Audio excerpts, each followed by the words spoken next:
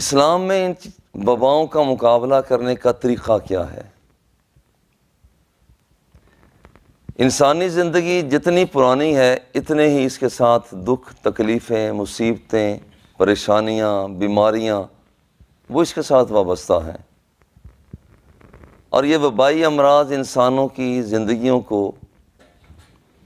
وہ دیمک کی طرح چاٹتے رہے۔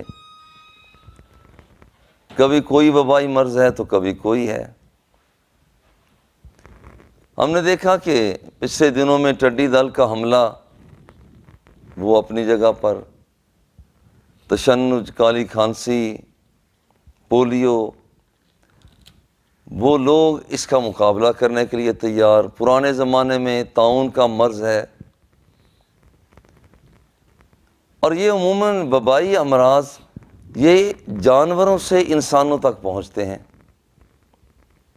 جانوروں کے چھوٹے چھوٹے ریشوں کے اندر جو جراثیم پھنس جاتے ہیں، جب وہ جانور مرتا ہے تو ان جراثیموں کو ابھی زندہ رہنے کے لیے وہ کسی اور زندہ چیز کی ضرورت ہوتی ہے۔ کبھی وہ اس مرے ہوئے جانور سے وہ اڑ کر فلائی کر کے دوسرے جانور میں داخل ہو جاتے ہیں۔ اگر اس جیسا کہ دوسرا جانور دستیاب نہ ہو تو پھر انسان سے چمٹ جاتے ہیں۔ جب وہ انسان کو کاٹتے ہیں تو وہ بیماری، وہ اثرات جو پہلے سے کسی جانور سے لے کر آتے ہیں وہ انسان کے اندر داخل ہو جاتے ہیں۔ آج اسی حوالہ سے ہی چند باتوں کو ذکر کرنا کہ اسلام اس سلسلہ میں کیا فرماتا ہے اور ان بیماریوں کا مقابلہ کیسے کیا جا سکتا ہے۔ الجامع الصحیح للمسلم، حضرت ابو سلمہ بن عبد الرحمن یہ فرماتے ہیں کہ انہوں نے حضرت ابو ہریرہ رضی اللہ تعالی عنہ کو حدیث بیان کرتے ہوئے سنا کہ حضور علیہ الصلاۃ والتسلیم نے ارشاد فرمایا، لا عدویٰ، بیماری متعدی نہیں ہوتی۔ ایک بات، اور جس وقت آپ حضرت ابو ہریرہ یہ حدیث بیان فرمایا کرتے تو ساتھ ہی بیان فرمایا کرتے کہ دیکھو بیماری متعدی نہیں ہوتی، لا یورد الممرض علی المصح، جو مرض میں مبتلا شخص ہے اسے صحیح آدمی کے قریب بھی نہ رکھا جائے۔ اب یہ دو روایتیں ہمیں دستیاب ہوتی ہیں۔ پہلی تو یہی ہے کہ بیماری متعدی نہیں ہوتی، مگر ساتھ ہی فرما دیا کہ جو بندہ مرض میں مبتلا ہے اسے صحیح آدمی کے پاس نہ لے جایا جائے، صحیح آدمی کے پاس اسے نہ رکھا جائے۔ اب جب دو روایتیں بظاہر آمنے سامنے آ جائیں تو ان میں تطبیق، مطابقت پیدا کرنا یہ واجب ہوتا ہے۔ اب ایسا تو ہو نہیں سکتا کہ حضور علیہ الصلاۃ والتسلیم وہ متضاد بیان دے رہے ہوں، تضاد بیانی سے کام لیا جا رہا ہو، ایسا تو ہو نہیں سکتا۔ اب اس کا مطلب ہے کہ دو آمنے سامنے آنے والی روایات، اس میں ایک میں ہے کہ بیماری متعدی نہیں ہوتی، اور دوسرے میں ہے کہ مریض آدمی کو صحیح آدمی کے پاس لے جانا نہیں چاہیے۔ یہ دونوں ظاہری طور پر تو متصادم نظر آ رہی ہیں، کیونکہ جو پہلی حدیث ہے کہ بیماری متعدی نہیں ہوتی، اس کا مطلب ہے کہ بندہ مریض صحت مند کے پاس چلا جائے، صحت والا مریض کے پاس چلا جائے، کوئی حرج کی بات نہیں۔ لیکن دوسری روایت کا تقاضا یہ ہے کہ مریض کو صحت مند سے الگ تھلگ رکھا جائے۔ ان دونوں کے درمیان مطابقت دینا واجب ہے، اور مطابقت پھر اس طرح سے محدثین کرام نے دی ہے کہ کوئی بیماری متعدی نہیں ہوتی۔ اس کا مطلب ہے از خود اس کے اندر یہ حیثیت نہیں ہے کہ اپنے طور پر وہ بڑھ کر ایک آدمی سے دوسرے کو لگ جائے، جانور سے دوسرے کو لگ جائے، یہ ایسا نہیں، اس کے اندر از خود آگے بڑھنے کی صلاحیت نہیں ہے۔ یہ مطلب ہے لا عدویٰ۔ اصل میں یہ اتنے سے کلمات عطا فرما کے زمانہ جاہلیت کے لوگوں کی نظریے کی بیخ کنی کی ہے۔ ان کا نظریہ یہ تھا کہ بیماریاں از خود آگے بڑھ جاتی ہیں، ایک جگہ پر ہے پھر دوسرے کو لگ جاتی ہے، ان کی اپنی صلاحیت موجود ہے۔ تو حضور علیہ الصلوۃ والتسلیم نے ارشاد فرمایا لا ادوا، نہیں، بیماری از خود متعدی نہیں ہوتی۔ اور دوسری جو بات عطا فرمائی ہے کہ مریض بندے کو صحت مند بندے سے الگ رکھا جائے، چونکہ یہ قانون قدرت اور فطرت ہے کہ جس وقت ان کی آپس میں ممارست ہوتی ہے، آپس میں ایک دوسرے کے ساتھ ان کے میل جول ہوتے ہیں، تو اس وقت یہاں پر ایک بیماری وہ دوسرے آدمی تک چلی جاتی ہے۔ لہذا اس بندے کے سے فرمایا کہ خبردار، اس بندے کو چونکہ عادتاً ایسا ہے کہ ایک بیماری وہ دوسرے بندے تک، ایک آدمی سے دوسرے تک چلی جاتی ہے، تو اسے محتاط ہونے کے لیے فرما دیا کہ وہاں پر مریض کو صحت مند بندے کے پاس نہ رکھا جائے، چونکہ ایسا ہو جاتا ہے۔ اور پھر یہ کہ جب کبھی ایسا ہو جائے کہ ایک بندہ صحت مند ہے، دوسرا بندہ مریض ہے، دونوں آپس میں ملے تو صحت مند بھی مریض ہو جائے گا، تو اب یہ صحت مند بندہ جو اب مرض میں مبتلا ہوا ہے، اس کے ذہن میں فوراً جائے گا کہ مجھے اس نے بیماری لگا دی، کہ دونوں کے درمیان شکوک و شبہات پیدا ہو جائیں گے۔ حالانکہ اس نے تو بیماری نہیں لگائی، یہ تو اللہ جل جلالہ کا ایک قانون ہے، وہ اس کے حکم سے بیماری بڑھتی ہے، کہاں کہاں تک پہنچنی ہے، اور یہ بڑھتی اس وقت ہے جب ایک دوسرے کے قریب ہوتے ہیں۔ جب جراثیم وائرس آگے بڑھتا ہے تو اس قربت کے لمحات کو بھی دور کر دیا گیا تاکہ شکوک و شبہات جنم نہ لیں، ورنہ جب توکل مضبوط ہو تو حضرت عائشہ صدیقہ رضی اللہ تعالی عنہ فرماتی ہیں کہ ہمارا ایک خادم تھا، کوڑ زدہ تھا، جن برتنوں میں ہم کھاتے تھے انہی برتنوں میں وہ بھی کھایا کرتا تھا۔ اندازہ کریں، یہ جب توکل مضبوط ہوتا ہے تو اس وقت آدمی ایسے کاموں میں آگے بڑھ جاتا ہے اور اسے کچھ ہوتا بھی نہیں۔ ابا جی قبلہ رحمۃ اللہ تعالی علیہ آپ فرماتے ہیں کہ ایک جگہ پر ایک میرے ملنے والے کو ایک کمرے کے اندر بند کیا ہوا تھا کہ اسے باولے کتے نے کاٹ لیا ہے۔ اب یہ جس آدمی کو بھی کاٹے گا وہ بھی ظاہر ہے کہ وہاں پر قانون فطرت کے مطابق بیمار ہو سکتا تھا۔ ابھی فرماتے ہیں مجھے جب لے کر گئے تو یہ توکل کی بات ہے، وہ بندھا ہوا ہے، دروازے لگے ہوئے ہیں۔ بابی فرماتے ہیں کہ میں نے ان سے کہا کہ دروازہ کھولو، انہوں نے کہا نہیں یہ تو خطرناک ہے، تو میں نہیں، دروازہ کھولو اسے۔ بابی فرماتے ہیں میں نے دروازہ کھولا، اندر جا کے اس سے ملا ہوں، اس کے پاس بیٹھا رہا ہوں، اس کے بعد کوئی ایسا مسئلہ نہیں، کوئی اسے ویکسین نہیں ہے۔ اللہ جل جلالہ پر توکل اتنا تھا، بھروسہ اتنا تھا کہ اس سے مجھے کیا بیمار کرنا تھا، رب ذوالجلال نے اسے بھی صحت عطا فرما دی۔ یہ توکل ہوتا ہے۔ جب ہم توکل لے کر آگے بڑھتے ہیں تو اپنی نہیں بلکہ دوسروں کی بیماریوں کو بھی صحت میں تبدیل کر دیا کرتے ہیں۔ اور یہ کہ ہمیں پرہیز کرنا چاہیے۔ ایک حدیث پاک الجامع صحیح المسلم کی ہی روایت ہے، حضرت عبداللہ بن عباس رضی اللہ تعالی عنہ اس کے حدیث کے راوی ہیں۔ حضرت عمر رضی اللہ تعالی عنہ شام کی طرف جا رہے ہیں اور آپ اکیلے نہیں ہیں، آپ کے پاس ساتھ جلیل القدر صحابہ کرام بھی موجود ہیں۔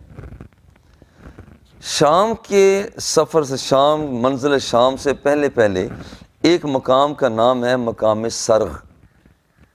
جب یہاں تک پہنچے ہیں، مقام سرغ تک پہنچے ہیں تو راستے میں بہت سے لوگ ملے، اجناد کے لوگ ملے، ان میں سے ایک حضرت ابو عبیدہ بن جراح اور ان کے ساتھی رضی اللہ تعالی عنہ، ان کی بھی ملاقات ہوئی۔ انہوں نے بتایا کہ دیکھیں آپ ملک شام میں، اے عمر رضی اللہ تعالیٰ عنہ، آپ ملک شام میں جا رہے ہیں، وہاں تو وبا پھیلی ہوئی ہے، اور آپ وہاں جانا چاہ رہے ہیں۔ اب یہ قافلہ یہاں پر سرغ مقام پر رکا ہوا ہے۔ حضرت ابو عبیدہ نے جب یہ خبر دی ہے کہ شام میں وبا پھیلی ہوئی ہے، تو حضرت عمر رضی اللہ تعالی عنہ نے سب سے پہلے مہاجرین اولین کو بلایا، مہاجرین کو بلایا کہ آؤ میں تمہارے ساتھ مشورہ کرنا چاہتا ہوں۔ انہیں بتایا کہ دیکھو شام میں وبا پھیلی ہوئی ہے، وہاں ہمیں جانا چاہیے یا نہیں جانا چاہیے۔ اب انہیں بلایا گیا، یہ اختلاف رائے ہو گیا۔ کچھ نے کہا کہ جانا چاہیے، مقصد بڑا نیک ہے۔ کچھ نے کہا کہ نہیں، ہمیں پیچھے جانا چاہیے، صحابہ کرام بڑے جید ہیں۔ اب اختلاف رائے ہوا۔ اب ان مہاجرین اولین کو حضرت عمر نے واپس بھیج دیا رضی اللہ تعالی عنہ۔ پھر حضرت عمر رضی اللہ تعالی عنہ نے انصار کو بلایا اور ان سے کہا کہ دیکھو ملک شام کی طرف ہم جا رہے ہیں، ملک شام میں وبا پھیلی ہوئی ہے، کیا کرنا ہے؟ یہاں بھی اختلاف رائے ہو گیا، آپ نے انہیں بھی واپس بھیج دیا۔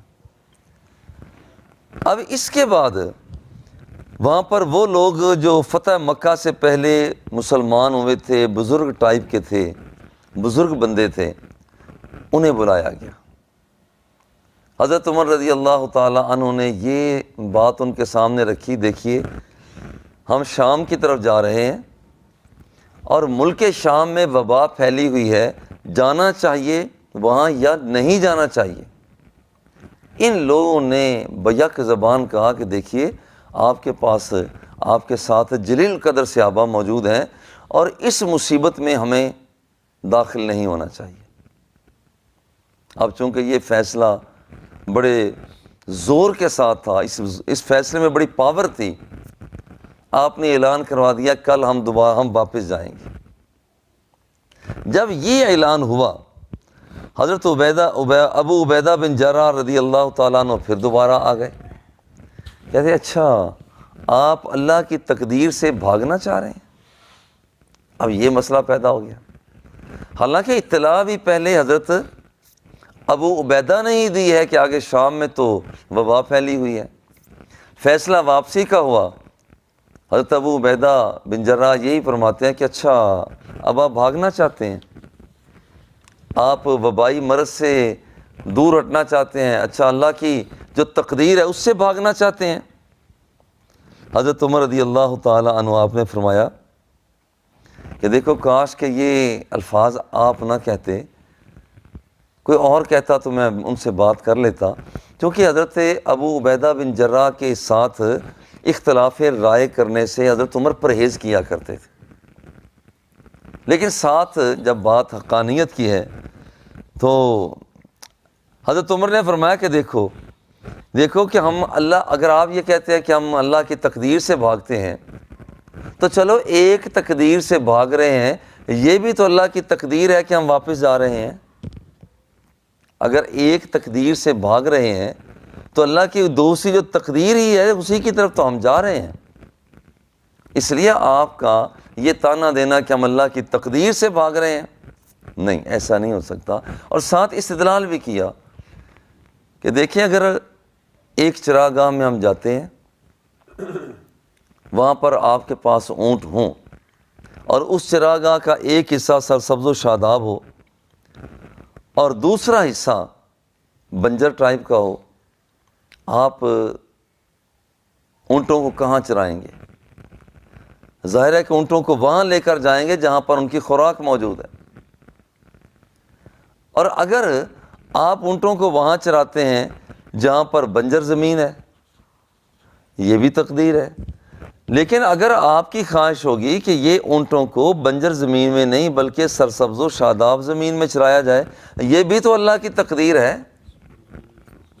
اس لیے ہمیں اپنے اونٹ سرسبز و شاداب جگہ میں چرانے چاہیے جہاں پر اونٹوں کا پیٹ بھرے، وہاں پر ان کی کوئی خوراک میسر آئے۔ تو اللہ کی تقدیر، اسی لیے یہ اللہ جل جلالہ کی یہ تقدیر ہے جو بندوں کی طرف آگے بڑھتی ہے، اور بندوں کو چاہیے کہ اللہ جل جلالہ کی وہ لکھی ہوئی تقدیر اپنی طرف سے وہ اچھا کریں۔ ایک آدمی کاروبار کے لیے نکلتا ہی نہیں ہے، ظاہر ہے کہ وہ غربت اس پر چھا جائے گی۔ ایک آدمی آگے نکلتا ہے، ظاہر ہے کہ وہ متمول ہو جائے گا۔ تقدیر تو دونوں جانبوں میں ہے، لیکن بندہ تقدیر کو تلاش وہاں پر کرے جہاں پر آسودگی اور راحت ہو رہی ہے، نہ یہ کہ وہاں پر بدبختی منڈلا رہی ہو تو وہاں پر گھس جائے اور کہے کہ بس تقدیر میں ہی ایسا ہے۔ دیکھیں اسی طرح سے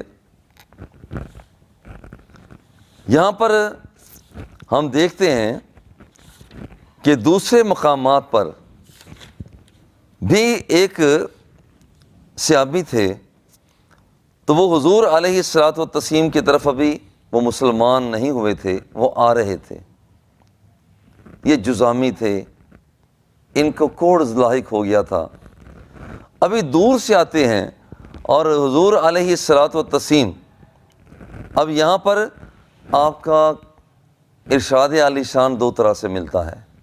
ایک طرف ہے کہ فرّ من المجذوم فرارا کا عن الاسد، کوڑ زدہ بندے سے یوں دور ہو جاؤ، اتنے دور ہو جاؤ جیسے کہ تم شیر سے بھاگتے ہو، ایک بات۔ اور دوسری جانب یہ ہے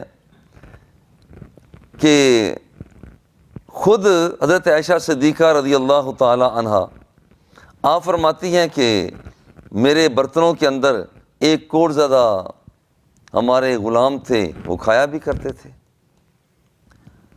جس کا مطلب یہ ہے کہ حضور علیہ الصلوۃ والتسلیم کا ارشاد عالی شان آنے والے سے یہ فرمانا کہ بیعت تیرے ساتھ ہو گئی تو چلا جا، اور دوسری طرف کوڑ زدہ بندے کا ان برتنوں میں کھانا جن میں صحت مند کھا رہے ہیں، یہ دونوں روایتیں پھر آپس میں ہیں، تو ان کا آپس میں باہمی طور پر جو تصفیہ کیا جاتا ہے، باہمی مطابقت پیدا کی جاتی ہے، اور وہ اس طرح سے کہ یہاں پر اگر ایک آدمی استحباب جو ہے کہ یہاں پر بھاگنے کا حکم یہ استحباب پر ہے، اور احتیاط پر معمول ہے کہ یہاں سے دور رہو، مگر ساتھ ہی ساتھ یہ حکم وجوبی نہیں ہے، احتیاط اس میں ہے کہ ان سے بچو، مگر وجوبی حکم نہیں ہے۔ اور نفس جواز یہ ہے کہ اگر کوئی آدمی ایسے آدمی کے ساتھ ہاتھ ملا لیتا ہے تو جائز بھی ہے، کوئی حرج کی بات نہیں۔ کسی آدمی کو کرونا کا حملہ ہو گیا، وہ اس وائرس میں مبتلا ہے، تو اگر آدمی بلا احتیاط کرنی چاہیے، مگر احتیاط کرنی واجب نہیں ہے، ایک آدمی اسے اسلام لے لیتا ہے تو شرعی طور پر یہ اسلام کے اندر مجرم قرار نہیں پائے گا۔ گویا کہ دونوں طریقے ہیں، تاہم عام بندوں کو احتیاط کرنی چاہیے، چونکہ ہر بندے کا توکل اتنا مضبوط ہوتا نہیں ہے۔ خدا نخواستہ یہ بندہ مرض میں مبتلا ہو گیا تو ہو سکتا ہے کہ یہ سمجھے مجھے تو فلاں نے بیمار کر دیا، اور پھر جو دل کے اندر کدورت پیدا ہوگی اس کے ساتھ اس کا نامہ اعمال بھی صاف ہو جائے گا۔ اب اس کا علاج کیا ہے؟ وہ کرونا وائرس ہو یا دوسرے جتنے بھی وبائی امراض ہیں، اسلام ہمیں اس کے بارے میں عطا فرماتا ہے۔ بہقی کی روایت ہے کہ سورہ فاتحہ ہر مرض کا دوا ہے، سورہ فاتحہ زیادہ سے زیادہ پڑھی جائے۔ اور میں ایک مرتبہ بیمار ہو گیا، یہاں پر اسی جگہ پر رہتے تھے محلہ طلیہ والا میں، تو ابا جی قبلہ رحمۃ اللہ تعالیٰ علیہ روزانہ جو مجھے دم فرمایا کرتے، وہ پانی پر وہ بسم اللہ الرحمن الرحیم میم کو الحمد شریف کے ساتھ ملا کر پڑھتے، بسم اللہ الرحمن الرحیم الحمد للہ رب العالمین، 41 مرتبہ پڑھ کے پانی پہ دم فرمایا کرتے اور مجھے وہ پلا دیا کرتے۔ تو یہ بہترین طریقہ ہے حفاظتی اقدامات، اور خدا نخواستہ جو مرض میں مبتلا ہو گیا، اور سادہ سا علاج ہے کہ یہاں پر ہم الحمد شریف پڑھتے بھی ہیں، 41 مرتبہ الحمد شریف پڑھی جائے، تعداد تو یہاں پر نہیں ہے، تاہم 41 مرتبہ الحمد شریف پڑھنے کے بعد آدمی خود پر دم کر لے یا پانی پہ پھونک مارے اور گھر والوں کو پلائے، خود بھی پیے۔ اس کے ساتھ جس قسم کا نقصان دہ چیز ہوگی، جنات کا مسئلہ ہے، جادو کے مسائل ہیں، یا روحانی کدورت پیدا ہو گئی، گدلا پن، روحانی کدورت پیدا ہو گئی ہے، تو اس کے ساتھ اللہ جل جلالہ بندوں کو شفا عطا فرما دیتا ہے۔ اور یہ حدیث پاک میں بھی آتا ہے کہ ایک آدمی نے آ کر کہا کہ اے صحابہ، آپ میں کوئی ایسا بندہ بھی ہے جو دم کرنا جانتا ہو؟ ہمارے علاقے کے امیر کو ایک سانپ نے ڈس لیا ہے، ایک صحابی بڑے، انہوں نے یہی الحمشی پڑھی، اسے دم کیا، وہ ٹھیک ہو گیا۔ انہوں نے بہت ساری بکریاں نذرانہ کے طور پر دیں، حضور کی بارگاہ میں حاضر ہوئے، حضور میں بکریوں کو قبول اس وقت کروں گا جب مجھے یہ بتایا جائے کہ کیا میرے لیے یہ جائز بھی ہیں۔ میں انہوں نے دم کیا اور وہ بندہ ٹھیک ہو گیا۔ حضور نے فرمایا کیا پڑھا تھا؟ انہوں نے عرض کیا حضور میں نے الحمشی پڑھی تھی، میرے دل میں یہی بات آئی۔ سرکار مسکرائے اور آپ کو شاباش بھی عطا فرمائی۔ اسی طرح سے بہقی کی ہی روایت ہے، اس میں ہے کہ آیت الکرسی کا صبح اور شام کو پڑھنا، جو بندہ آیت الکرسی صبح پڑھتا ہے شام تک وبائی امراض سے، مصیبتوں سے مبتلا ہونے سے بچا رہتا ہے، اور جب شام کو پڑھتا ہے تو وہ صبح تک یہ وبائی امراض سے، کرونا کیا ہے، کرونا کا باپ بھی آ جائے تو اس بندے کا بال بھی کا نہیں کر سکتا۔ اس لیے یہ ہمارے پاس، یہ جب سے بندہ اپنے مولا سے دور ہوا تو مصیبتوں میں مبتلا ہو گیا۔ اور اسی طرح سے آخری 2 سورتوں کا پڑھنا، ام المومنین سیدہ عائشہ صدیقہ رضی اللہ تعالی عنہ فرماتی ہیں کہ حضور علیہ الصلوۃ والتسلیم جب کبھی وہ تکلیف محسوس کرتے، کانا اذا اشتکا یقرأ علی نفسہ بالمعوذات، تو حضور علیہ الصلوۃ والتسلیم آخری 2 سورتوں کی تلاوت فرمایا کرتے تھے۔ بالکل قرآن مقدس کی آخری 2 سورتیں، وہاں پر معوذات جو پناہ دینے والی ہیں، وہ پناہ دینے والی یہ آخری 2 سورتیں انسانوں سے پناہ دینے والی، جنات سے پناہ دینے والی، جادوگروں سے پناہ دینے والی، وبائی امراض سے پناہ دینے والی۔ جب بھی آپ کبھی مصیبت میں مشقت محسوس کرتے، مشقت محسوس فرماتے، تو یقرأ علی نفسہ بالمعوذات، تو معوذات کو پڑھا کرتے تھے۔ اور پھر اور جب فرماتے ہیں کہ جب حضور علیہ الصلوۃ والتسلیم کا مرض شدید ہوا تو میں یہی صورتیں پڑھا کرتی، مگر میں اپنا ہاتھ حضور پر نہ پھیرتی، چونکہ حضور علیہ الصلوۃ والتسلیم کے ہاتھ مبارک میں برکت کہیں زیادہ تھی۔ میں پڑھتی تو میں تھی، مگر جب ہاتھ پھیرنے کی باری آتی تو حضور علیہ الصلوۃ والتسلیم کا ہاتھ مبارک ہی آپ کے بدن پاک پر پھیر دیا کرتی تھی۔ اور اس کا چوتھا طریقہ اور بھی ہے، اور وہ یہ ہے کہ صلاۃ حاجت پڑھی جائے۔ اور صلاۃ حاجت کیا ہے؟ حضور علیہ الصلوۃ والتسلیم کو جب کبھی کوئی ایسا مرحلہ درپیش ہوتا تو سنن ابی داؤد کی روایت ہے، حضور علیہ الصلوۃ والتسلیم 2 رکعت نماز نفل ادا فرمایا کرتے۔ یہ صلاۃ الحاجت ہے، سادہ انداز میں 2 رکعت نماز ادا فرماتے۔ جب 2 رکعت نماز ادا کر لی تو اس کے بعد ایک دعا، وہ تازہ وضو کیا جائے، وضو کرنے کے بعد 2 رکعت نماز نفل وہ ادا کر دیے جائیں، اور اس کے بعد آدمی اللہ جل جلالہ کی بارگاہ میں دعا یوں مانگے، اللہم انی اسألک واتوجہ الیک بنبیک نبی الرحمت ویا محمد قد توجہت بک الی اللہ تعالی فتقضی لی حاجتی فشفہ فی۔ یہ دعا مانگے۔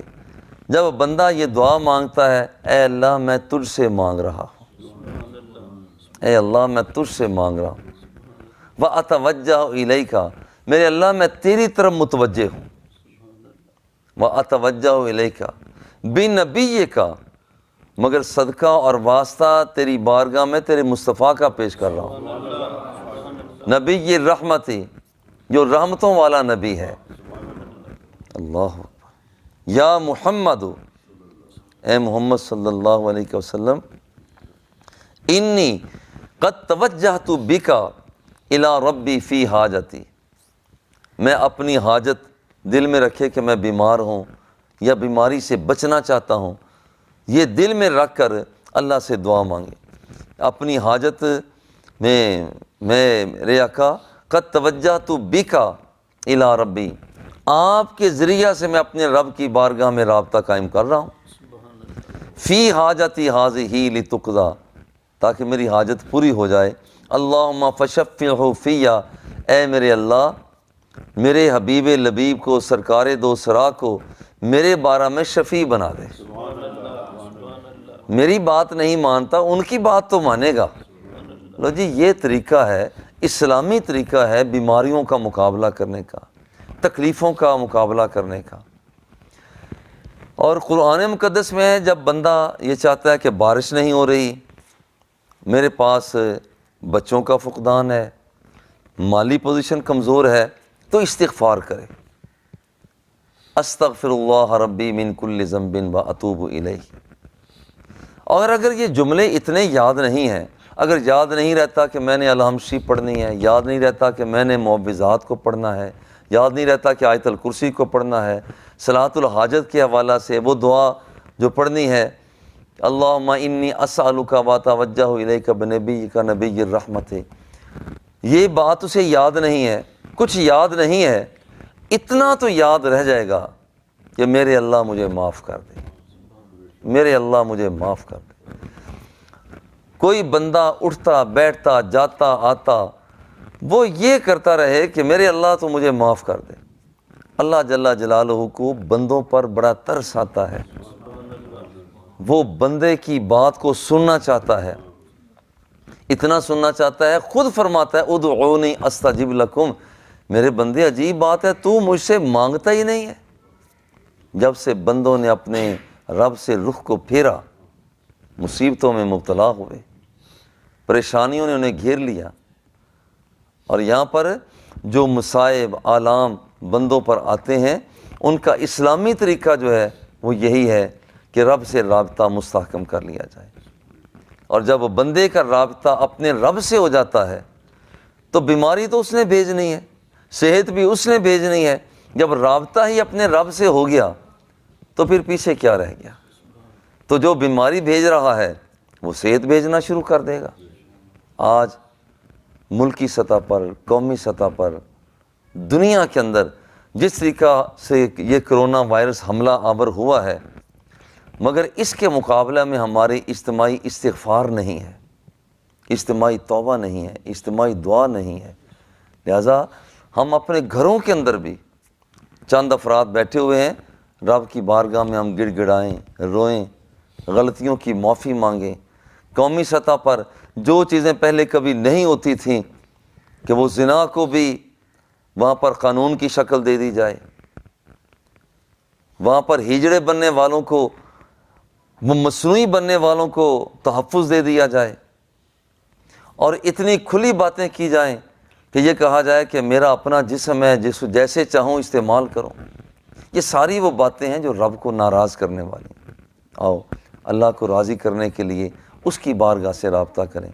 وصلی اللہ تعالی علی حبیبہ و آلہ و اصحابہ اجمعین برحمتک یا ارحم الراحمین۔